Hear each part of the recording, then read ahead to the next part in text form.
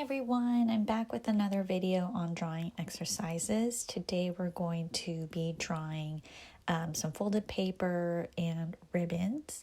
First, I wanted to show you how to curl your ribbon if you've never done this before. You can use any strip of paper and a pair of scissors, and you can kind of run the paper along in between your thumb and the scissor.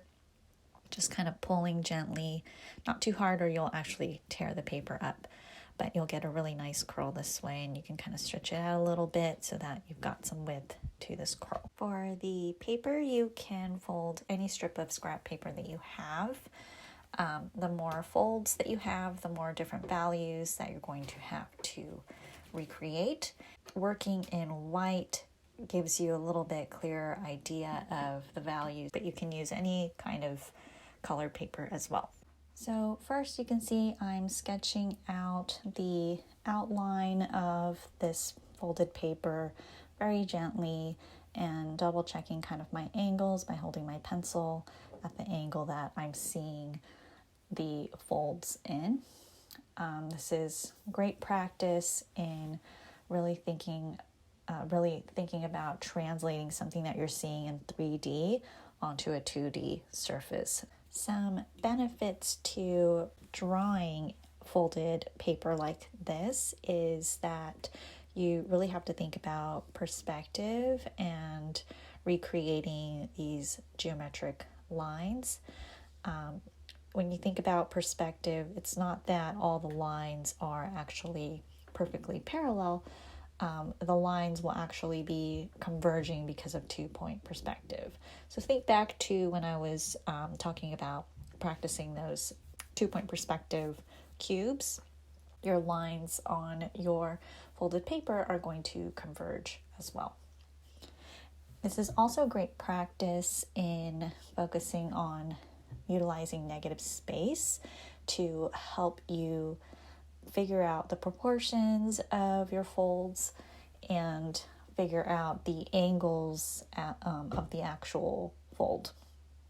Once I finished the light sketch portion, you can see I went back and erased it to make it even lighter because we're trying to kind of create a realistic effect by focusing on values instead of focusing on the outline of our paper. You also have to think about your hierarchy of values.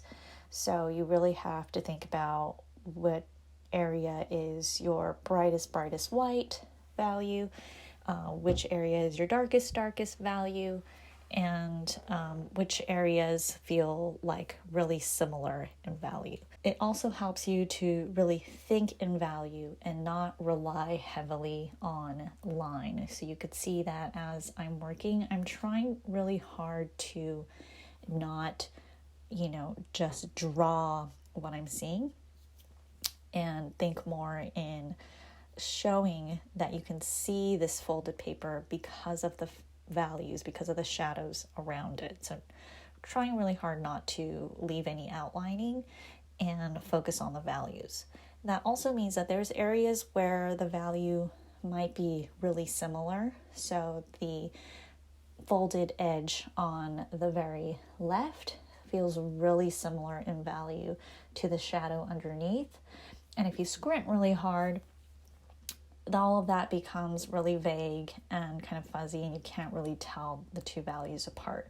You want to keep that. You don't want to make things up, and you just want to recreate what you're observing. And so if the values look really similar and you can't tell them apart, then that's what you're going to draw. Once you're done, you can always take a photograph. And so taking the picture really helps to kind of get you to take a step back from your drawing, and seeing it on a smaller screen as well really helps to see the overall picture instead of, the focusing on the details. And so once I've taken a picture of this, I'm comparing kind of where I might have missed things or where things might have gone wrong. And I can see that I really missed this kind of reflected light. There's this kind of moon-shaped crescent half moon shaped reflected light. So I'm really missing that. I felt like the triangular cast shadow here felt a little bit too noticeable or too dark, so I could soften that. And overall, I felt like I was widening things. This distance here felt a lot longer than it should be. And also because of perspective, there's more of like a flaring out on this side that I'm kind of missing in my drawing. And so overall, these are all things that I can kind of touch up. So here's a picture of my finished drawing, and there's still things that I would fix and things that I would kind of go back and add finishing touches to, but I think this was a great exercise. So for the next exercise, we're going to be working on the ribbon. The curl of the ribbon feels a lot more organic, and for me, feels like a lot more fun to recreate.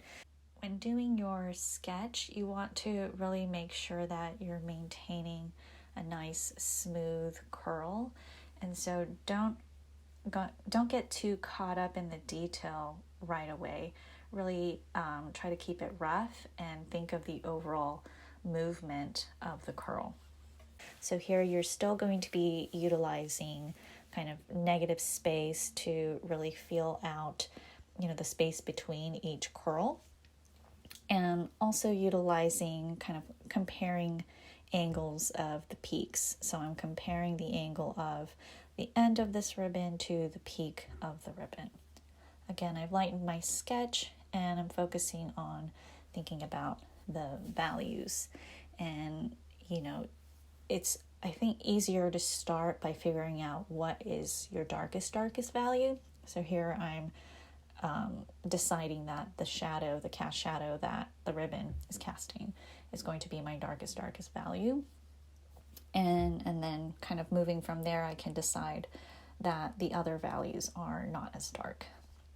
In the end, no one's really going to stop you and say like, oh no, I know this curl was a little bit curlier and this space was a little bit wider, or this fold was shorter or longer, or anything like that. No one's going to know when you show them the drawing. So it's not super important to get it exactly what you see. But I think it is great practice to try to get as close to what you're observing. So, as long as you're recreating kind of the lifelike lighting, you're always going to get kind of a really nice realistic drawing. But I think it's great practice to try to observe and try to get as close as possible as you can to what you're seeing in reality. It's a great way to train your eye. So in the end, I've done the same thing of taking a step back, taking a picture to compare. So here's my photograph comparing my drawing to the actual viewpoint of my curl. And you can see the negative space feels maybe a little bit too wide in my drawing. So I'm going to go back and probably make the curls a little bit wider so that that negative space isn't so wide. I also noticed that the curl here is maybe not going down kind of straight enough. It's really going outwards. And so I might try to fix that a little bit. And then the very bottom curl here, the angle is slightly off on mine. So I'll probably go back and fix that as well. So here's my finished drawing as a photo. And of course, as soon as I finished shooting this video, the sun really came out. And so I just wanted to take a picture and show you the difference in the lighting. So earlier I was drawing in a more diffused lighting situation. It was a single light source, which was my window, but it was more of a cloudy, diffused lighting situation. And here the sun really came out and you could see the difference in the cast shadow. You could see how clear the core shadow is. So really play around with lighting. If you want to try to get the subtle shading of a diffused lighting like I did in my drawing, or you want the really crisp, strong, high contrast lighting situation, of, when you have one single strong light source, like when the suns come out. You can really play around with a lot of different lighting situations with this exercise as well. Thanks again for watching. Please hit like and subscribe if you enjoyed this video, and let me know what you think.